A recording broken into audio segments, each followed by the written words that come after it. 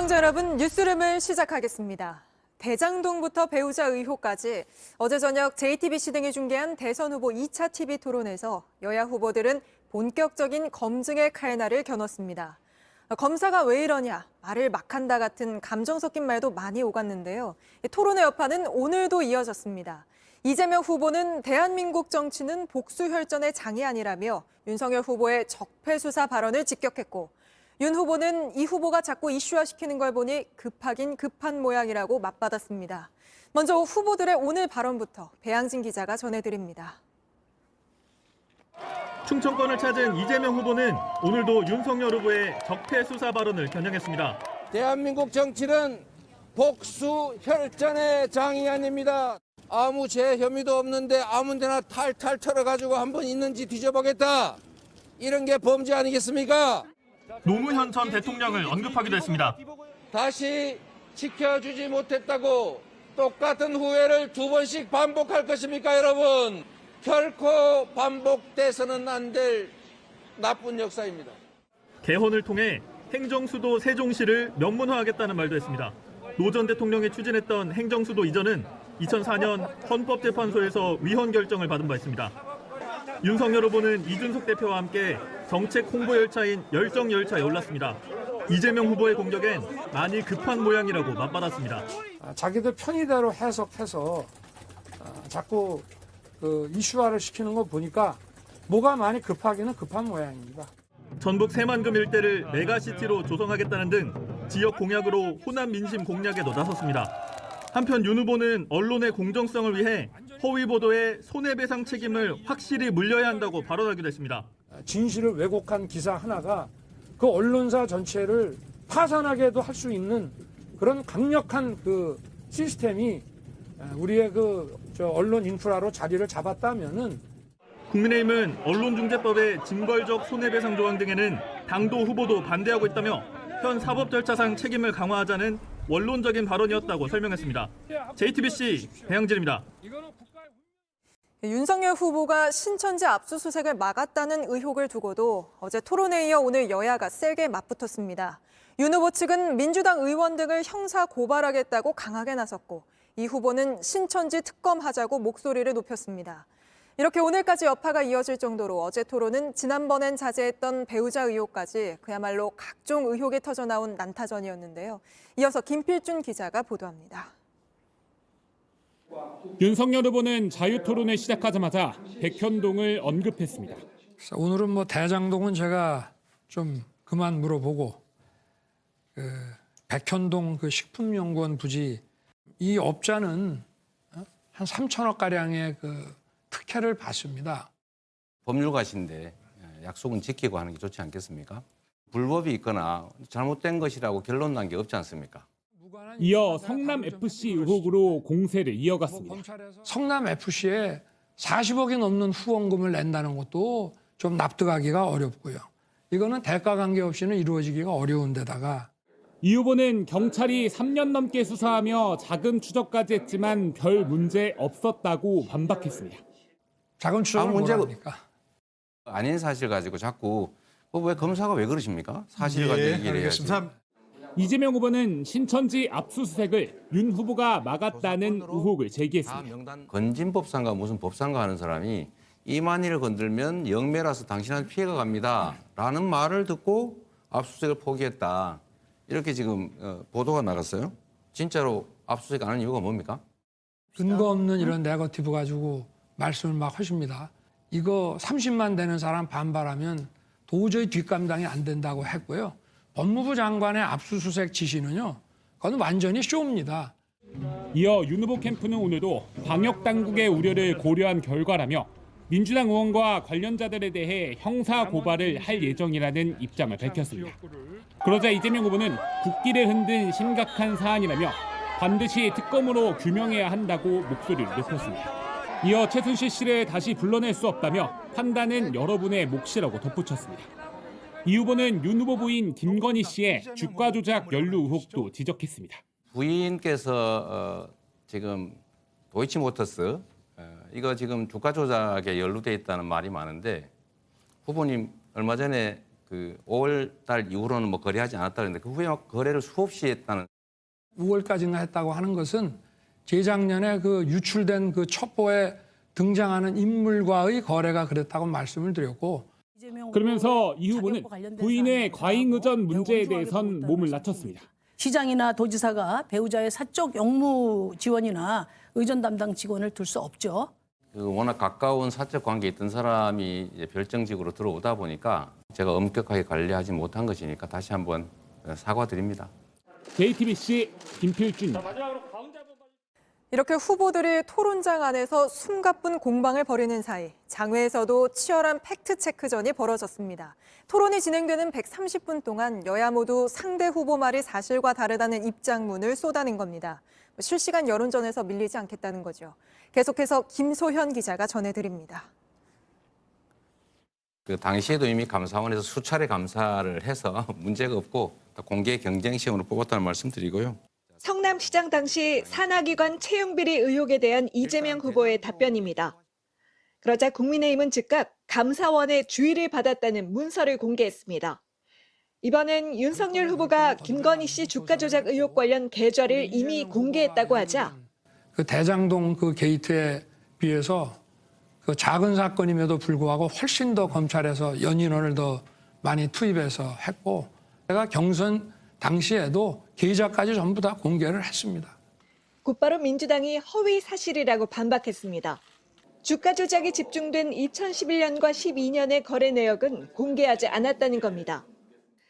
이렇게 토론이 진행된 130분간 민주당 10번, 국민의힘 12번의 알림 공지가 쏟아졌습니다. 두 후보가 외교안보 토론에서 첨예하게 맞붙은 시각.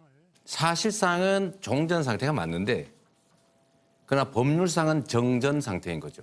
종전이라고 만약에 우긴다면은 이거는 전쟁 억지력을 약화시키는 거라고 저는. 친중, 친북, 반미라는 어떤 이 이념적 지향에서 단단히. 양당은 실시간으로 위험한 안보관, 냉전 이데올로기라며 상대 후보를 비난했습니다. 토론 발언에 대한 검증은 오늘도 이어졌습니다. 성남FC 후원기업에 부지 용도 변경 특혜를 줬던 의혹에 대해 이 후보는 칭찬받을 일이라며 반박했지만 30년 전에 병원 짓다가 중단해서 흉물로 남아있던 건데 이거를 바꿔줘서 기업 들어오고 세금 늘어나고 이거 잘했다고 칭찬을 해야지. 국민의힘은 흉물이 아닌 금싸라기 땅이었다며 성남FC 후원금은 대가성 있는 뇌물이라고 주장했습니다.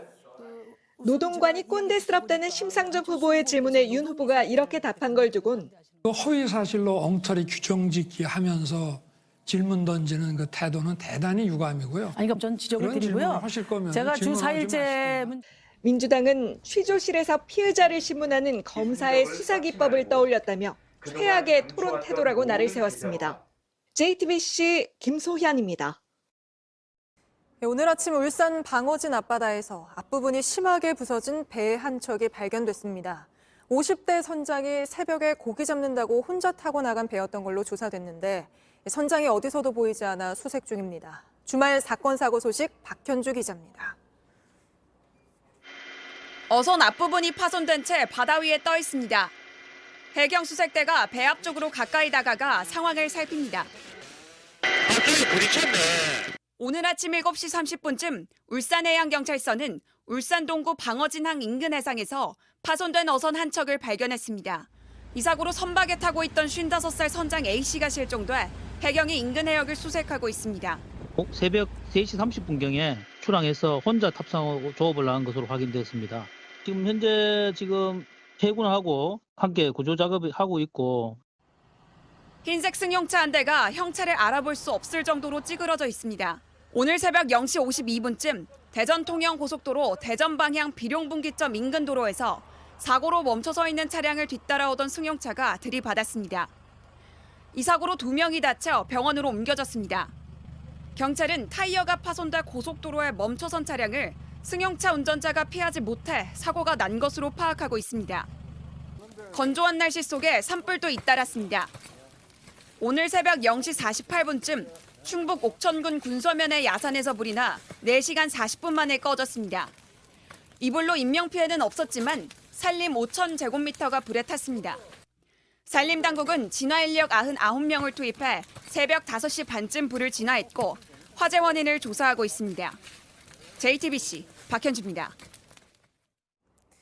중국 소셜미디어를 중심으로 올림픽 때문에 중국 유학생이 한국인에게 맞았다는 주장과 함께 이 폭행 영상이 퍼져 논란이었는데요.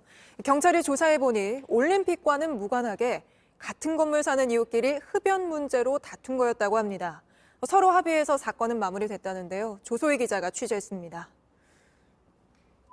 영상을 찍지 말라고 위협하는 남성. 주차장 뒤편에선 웅크려 앉은 한 남성이 발길질을 당하고 있습니다. 중국 웨이보에 올라온 이 영상엔 현재 대한민국에 있는 중국인 유학생들은 조심해야 한다는 글이 적혀 있습니다.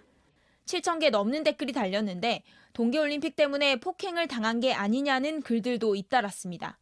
이 영상은 조회수 500만을 넘기며 중국 내에서 빠르게 확산됐습니다. 중국 현지 언론이 이 영상을 보도하는 등 논란이 커지자 부산에 있는 중국 총영사관이 공식 계정을 통해 답하기까지 했습니다. 총영사관 측은 우리는 이 일에 대해 고도로 주목하고 있다며 당사자들에게 연락을 취해 조치를 취하겠다고 밝혔습니다. 경찰 수사 결과 이들은 한 건물에 살고 있는 이웃으로 흡연 문제로 다툰 것으로 드러났습니다. 중국인 유학생인 20대 A씨와 한국인 B씨가 주차장에서 흡연을 하는 문제로 시비가 일었고 몸싸움으로 번졌던 겁니다. 경찰은 양측이 합의해 사건은 종결됐다고 밝혔습니다. 경찰은 또 이전부터 종종 분쟁이 있었다면서 올림픽과의 연관성은 찾기 힘들다고 덧붙였습니다. JTBC 조소입니다.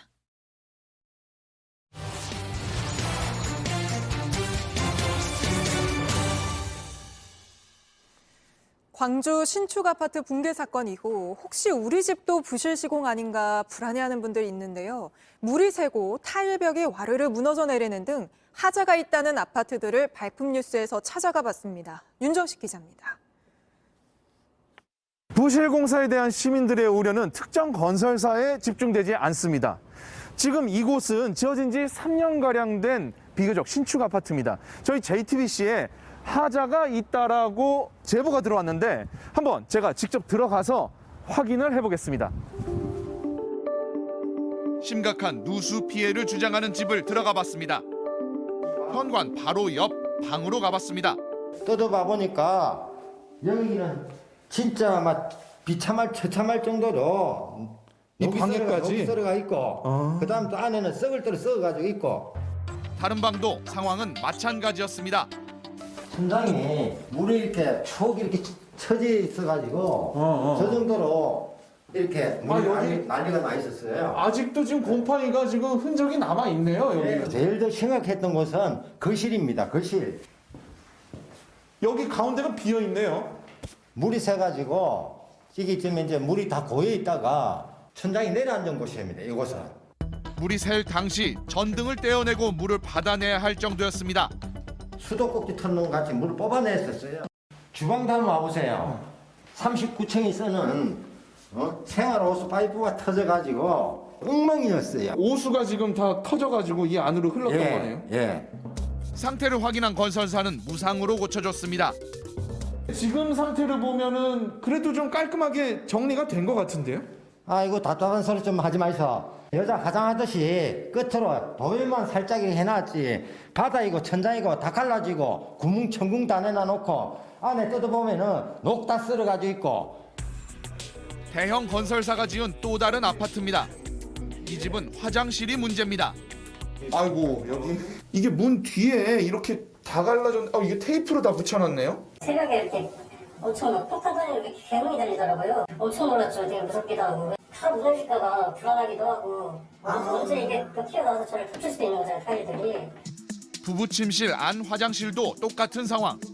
샤워하고 있는 도중에 얘가 엄청 큰 배너를 열어서 쫙 하는 소리가 나요. 그리고 얘가 팍 튀어나오니까 저는 뭐 샤워기도 뭐 다 집어 던지고 나갔거든요. 그래서 여기는 이제 안 쓴 지 거의 한 달이 됐어요.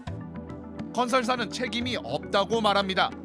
그 하자보증 기간? 그게 2년밖에 안 되거든요. 근데 저희가 준공들이 이제 3년이 넘었어요. 그러다 보니까 이거는 이제 입주민 유상으로 책임을 져야 된다 이렇게 얘기를 해가지고 이걸 다 그냥 입주민이 그냥 고치라는 거예요? 네. 집 상태를 전문가에게 보여줬습니다. 부실 시공이라고 이 정도면은 못 박아서 볼 수 있는 건가요? 네, 크랙이라든지 누수는 정상적인 건물에서는 나타나지 않아요. 부실 시공이라고 밖에 판단할 수 없는 상황입니다. 마감까지도 그렇습니다. 잘못됐다. 그렇습니다. 일반 시민은 집에 문제를 발견해도 단순 하자인지 부실 시공인지 알 수 없습니다. 저희가 확인한 집의 하자 보증 기간은 짧게는 2년, 길어도 5년을 넘지 않습니다. 평균적으로 봤을 때 자동차보다도 짧습니다. JTBC 윤정식입니다. 러시아의 우크라이나 침공 가능성이 높아지고 있는 가운데 미국과 러시아 정상이 전화통화 회담을 하기로 결정했습니다. 우크라이나 사태를 놓고 벌이는 두 번째 담판인데요. 극적인 돌파구가 나올 수 있을지 전 세계가 주목하고 있습니다. 유요한 기자가 보도합니다. 미국은 러시아가 올림픽 기간 중에라도 우크라이나를 침공할 수 있다며 국제사회에 강하게 경고했습니다. We're in a window when an invasion could begin at any time. And to be clear, that includes during the Olympics. 러시아 병력이 속속 우크라이나 국경에 도착하며 침공 우려가 점점 커지는 상황. 미국은 자국민들에게도 긴급 대피 명령을 내렸습니다. Any American in Ukraine should leave as soon as possible and in any event in the next 24 to 48 hours. 미군 최정예 부대 병력 3,000명을 폴란드에 추가 배치하겠다고 밝히며 단호한 대응을 예고했습니다. 미국 백악관과 러시아 크렘린궁은 양국 정상이 현지 시간 12일에 전화 통화를 할 예정이라고 밝혔습니다. 두 정상은 우크라이나 사태에 대해 의견을 나누기로 했지만 구체적으로 어떤 내용이 오갈지는 알려지지 않았습니다. 이번 통화에서 극적인 돌파구를 마련하지 못할 경우 양국 간 무력 충돌이 벌어질 가능성도 있습니다. 일각에선 러시아가 침공 명분을 정당화하기 위해 이번 통화에 나섰다는 분석도 나왔습니다. 외신에선 바이든 대통령이 동맹국들에게 러시아의 우크라이나 침공 시점을 16일로 제시했다는 보도도 나왔지만 러시아 정부는 허위 공세라고 강하게 반발했습니다. JTBC 유요한입니다. 백신 의무화에 반대하는 트럭 시위로 캐나다 온타리오주 정부가 비상사태를 선포했습니다. 2주 넘게 시위를 이어가고 있는 트럭들이 급기야 미국과 캐나다를 잇는 다리를 점거하면서 이 다리를 통과하는 자동차 부품 수출에 큰 차질을 빚는 등 피해가 커지면서입니다. 홍희정 특파원입니다. 대형 트럭들이 경적을 울리며 나아갑니다. 도시 곳곳에선 시위대들이 피켓을 들고 자유를 외칩니다. But there is something more important in this, life than the money. If we don't make any changes now, we're going to lose all freedom. 백신 의무화 반대를 외치는 시위가 캐나다 수도 오타와를 넘어 미국과 캐나다 국경까지 확산했습니다. 캐나다 윈저와 미국 디트로이트를 잇는 엠버서드 다리가 시위대에 의해 봉쇄됐습니다. 캐나다에서 생산되는 자동차 부품이 미국으로 수출되는 길목이 막히면서 디트로이트 자동차 공장도 타격을 받고 있습니다. To the United States and accounts for about 25% of trade between the two countries. And so the blockade poses a risk to supply chains for the auto industry. 시위가 열리는 온타리오 정부는 비상사태를 선포했습니다. 해산 명령을 거부하는 시위자에게 최대 1년의 징역과 함께 $10만 벌금을 부과하는 방안을 추진할 것으로 알려졌습니다. Everything is on the table because this unlawful activity has to end. Is for everyone to return to your communities now. 필요할 경우 트럭 운전사들의 면허를 취소하는 방안도 고려 중입니다. If they refuse to leave, then police will have operational plans identified. One by one, we'll start towing the cars if required. 다만 캐나다 정부는 만일의 폭력 사태를 우려해 군대를 동원한 강제 해산은 고려하지 않고 있다고 밝혔습니다. 로스앤젤레스에서 JTBC 홍희정입니다. 최근 악성 댓글 피해를 호소했던 유명 운동선수와 BJ 등이 극단적인 선택을 했습니다. 악플을 다는 걸 넘어 온라인에서 사람 괴롭히는 방식은 점점 다양해지고 있는데 추적하려 해도 서버가 해외에 있다는 등의 이유로 잡기 어렵다고 합니다. 크로스체크 조보경, 윤재영 기자가 취재했습니다. 남자가 왜 저렇게 화장하지? 징그럽다, 더럽다, 토 나온다. 왜 이렇게 얼굴이 못생겼냐? 목소리, 말투 같은 것도 여성답지 못하다? 인터넷 방송을 하는 유튜버들에게 악성 댓글은 일상입니다. 외모 비하와 인신 공격을 넘어 가족들에게까지 비난이 쏟아집니다. 잘 욕할 거면 날 욕하지. 왜 내 주변에 있는 가족이나 친구들을 욕할까? 가족도 못 보게. 가족이 보면 상처받을까 봐 바로 삭제하는 편이에요. 댓글 청정구역으로 유명했던 변호사 유튜브 채널에도 악플은 예외가 없었습니다. 악플러들을 고소하며 관련 영상을 올리기도 했습니다. 도가 지나친 악플, 그다음에 이게 분명히 범죄에 해당하는데 그에 대한 어떤 경각심이 많이 없는 게 현실이라 악플도 심각한 범죄임을 인지를 해야 한다라는 취지의 온라인상의 이슈를 악의적으로 편집한 영상을 올리는 사이버 레카 채널의 피해자들도 늘고 있습니다. 최근 극단적 선택을 한 BJ 잼미, 조장미 씨는 남성 혐오 용어를 썼다는 논란에 휩싸여 악플에 시달렸습니다. 당시 그녀를 다룬 사이버 레카 영상들이 그녀를 괴롭혔습니다. 엄마가 죽은 이유가 니네 때문이라는 거 생각하면 악플러들 그냥 사람 힘들게 하는 게 즐겁니? 니네는? 좀 상처받았어요. 거기 악플도 많이 달렸고 그러더라고요. 아, 지우고 싶다. 이거밖에 없었어요. 하지만 현재로선 이런 영상에 대응할 방법이 마땅치 않습니다. 피해자들이 신고를 해도 영상이 쉽게 지워지지는 않습니다. 언론인권센터는 성명을 통해 유튜브가 명예훼손과 모욕에 가까운 내용을 담고 있는 콘텐츠가 유통될 수 있게 방치했다고 비판했습니다. 규제의 사각지대 안에서 악플러들은 점점 활개를 치고 있습니다. 어떻게 보면 그냥 칼을 휘두르는 거나 마찬가지잖아요. 발악을 한다고 해도 악플은 사라지지가 않더라고요.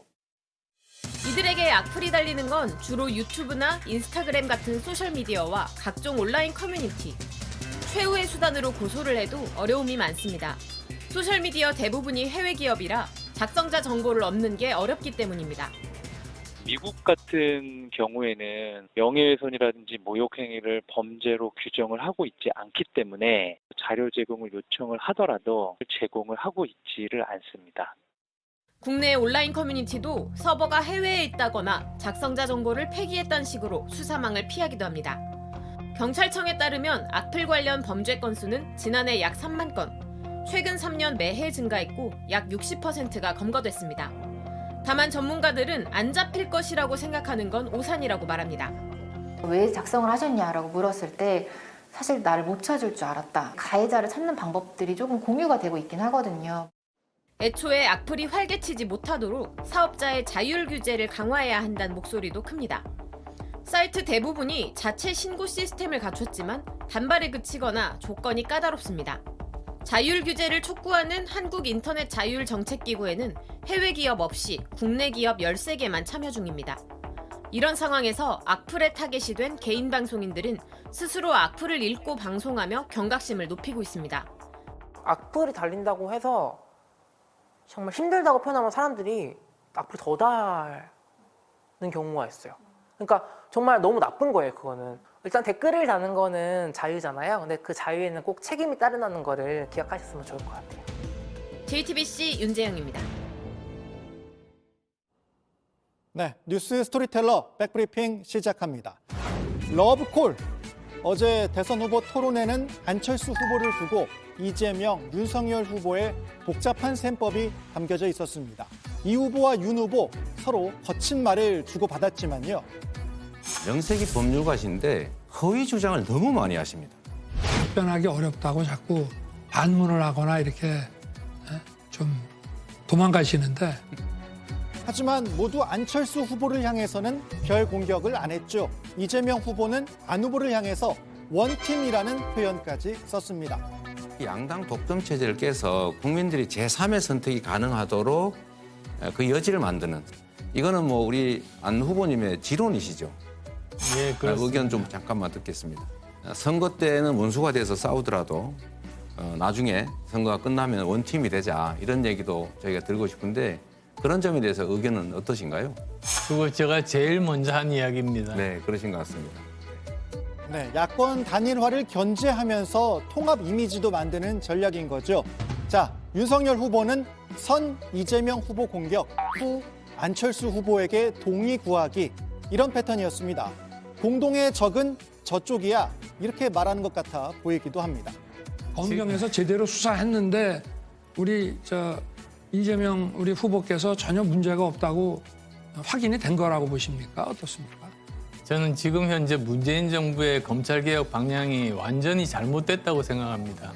중국 어선이 우리나라 영해에 들어와서 불법 어로하면 격침시킨다는 얘기까지 막 하셨습니다. 대중관계에서 어느 게 더 심각한 문제를 야기합니까? 뭐 물론 어선을 파괴하는 게 더 심각하겠죠. 자, 그런데 안 후보가 가운데서 어정쩡하게 있었다는 얘기는 아니고요. 존재감을 드러내기 위해서 무진 애를 썼습니다. 무기는 역시 1차 토론과 마찬가지로 연금 개혁과 장학 퀴즈였습니다. 출산율 어느 정도로 되어 있는지 혹시 아십니까? 가정으로. 제가 그 퍼센티지는 잘 모르겠습니다. 예, 저 1.38명입니다. 지금 현재 출산율은 얼마입니까?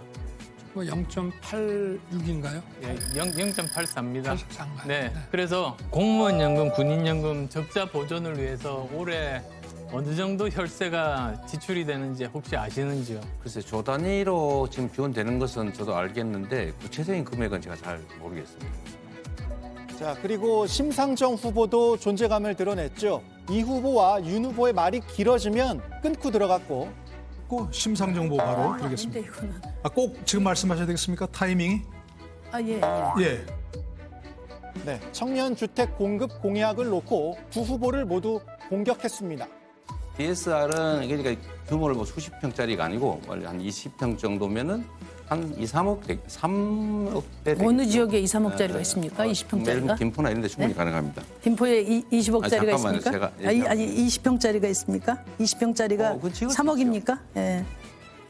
약탈적 대출을 청년 주거 대책으로 내모는 거는 투기판에 내모는 거와 마찬가지다. 그런 점에서 윤석열 후보도 같은 지적을 드리고 싶습니다. 뭘 좀 잘못 알고 계시는 것 같은데요. 맨날 잘못한다면서요? 예. 여기서 이 후보의 김포 발언에 대해선 시세 논란이 벌어졌고 민주당이 조금 전 입장문을 냈는데요. 발언 취지는 김포공항 인근 부지에 청년 주거 전용 20평 아파트를 2, 3억 원대에 분양 가능하다는 것이라고 했습니다.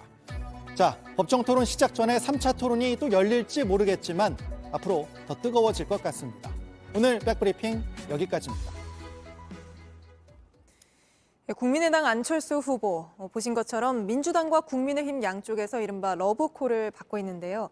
단일화에 대해 안 후보의 배우자 김미경 교수는 피범벅이 돼 싸우다 패해도 국민의 진실을 알 거라고 말했습니다. 걸어서 인터뷰 전용우 기자입니다. 인터뷰 장소가 왠지 낯설지 않습니다. 딸 서리 씨가 귀국했을 때 온 가족이 함께 조깅했던 곳이에요. 맞습니다. 여기서 7.5km 정도 뛰면 도봉구 쪽으로 쭉 내려오면 15km 정도. 그날은 기껏해야 한 5km 뛰었을 겁니다. 안 후보는 정통 마라토너인데요. 저도 마라토너입니다. 저도 3번 뛰었어요. 제 첫 번째 풀 마라톤은 같이 뛰었어요. 그때도 한 1시간 반 시간차가 있었지만 남편은 그때 베를린, 뉴욕 마라톤 국제적으로 뛰었는데 저는 춘천, 여수 마라톤. 그래서 똑같습니다. 경력이 똑같아요? 아니면 능력이 똑같다는 말씀? 피니셔라고 하거든요. 완주하면 마라톤은. 마라톤은 물론 기록도 중요하지만 완주하면 다 칭찬받는 거니까요. 화제는 자연스레 대선 레이스 완주로 옮겨갔습니다. 일성이 완주하겠다였어요. 저는 지금까지 후보가 말하는 것을 들어볼 때 바로 그렇게 될 것이라고 생각합니다. 네, 바로 그렇게 된다는 것은? 피니셔를 하겠다는 뜻으로 생각합니다. 남편이 완주하길 꼭 바라는 마음이라고 하셨어요. 남편이 원래 세웠던 뜻을 꺾지 않길 바랍니다. 남편이 하던 말 중에 하나가 어려운 방법이 많은 경우에 최선의 방법이다. 적이 없으면 되지 않을 만한 상황에서 이기겠다고 항상 나서지 않습니까? 네.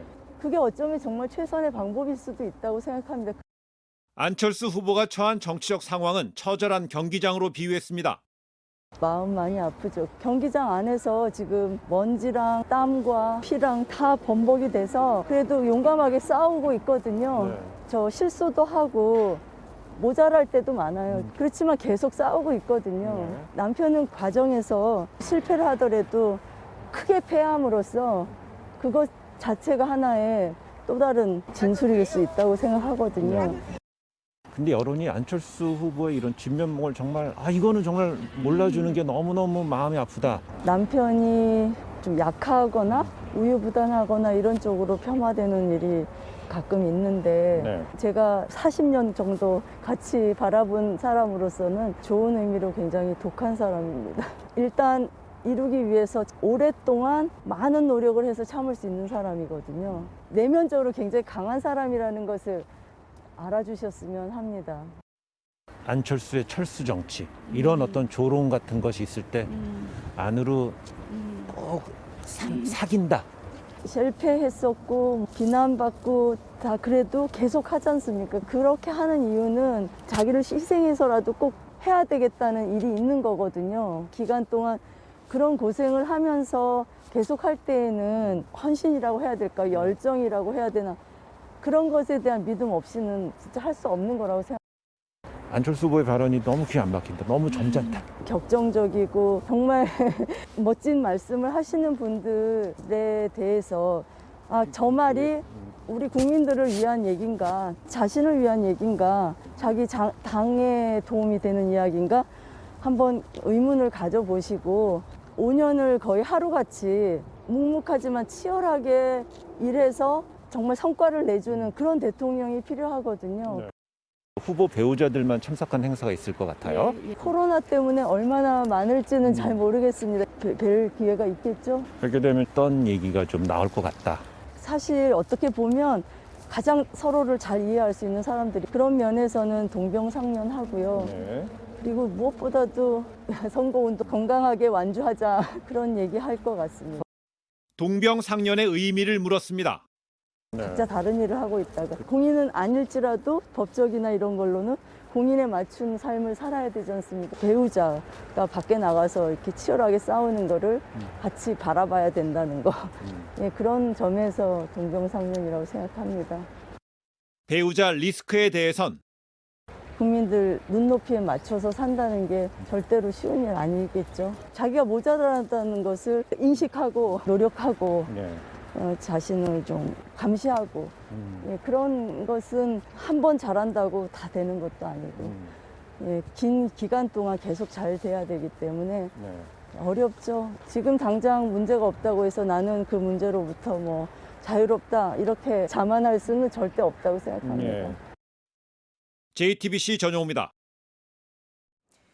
날씨입니다. 내일은 저기압의 영향으로 전국이 대체로 흐리고 강원 영동과 남부지방을 중심으로 비나 눈이 오겠습니다. 특히 일부 강원 산지에는 30cm 이상의 많은 눈이 오는 곳도 있겠습니다. 뉴스룸 저희가 준비한 소식은 여기까지입니다. 오늘도 시청해주신 여러분 고맙습니다.